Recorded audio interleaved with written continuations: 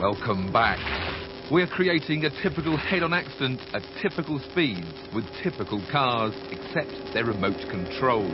The tension is high. To capture the carnage in as much detail as possible, we've got 3 ruggedised ultra-high-speed film cameras, 3 digital cameras normally used for military research, and a camera the size of a thimble transmitting the on-board view. All in order to show you what you never normally see. Despite our non-scientific approach, our operation has caused quite a stir in crash testing circles, and the Millbrook Research Facility's Andrew Beach has come to observe.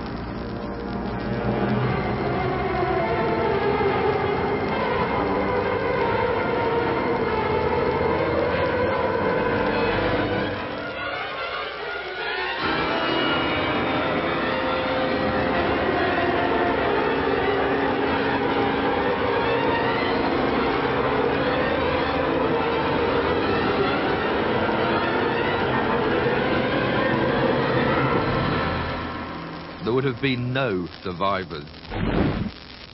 Airbags would not have helped.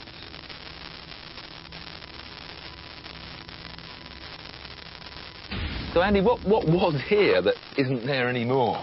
Well, you can see, because the vehicle didn't actually head on, that on this side of the vehicle, which wasn't hit, you can see the wheel, the suspension and the front structure. But that beam, isn't that beam pretty solid? It is, but look at this side. The whole of the wheel's been pushed back, the suspension has gone.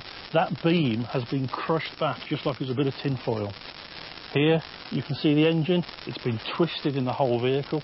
The prop shaft is broken.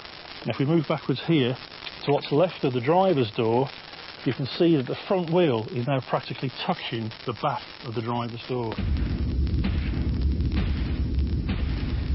And there's no better news for the Beamer. Steering wheel's like right in. There's no room between the front seats and the back seats.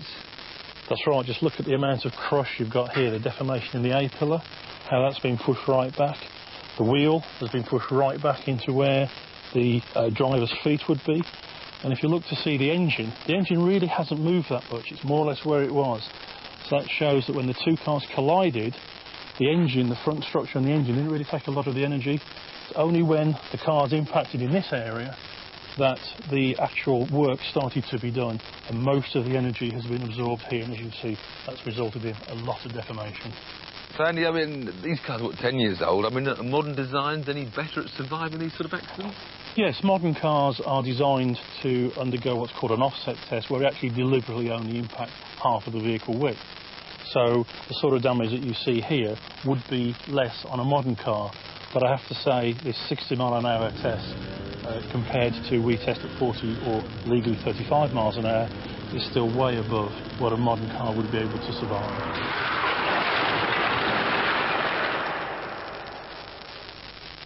So what can we do? Is there any great ideas for the future?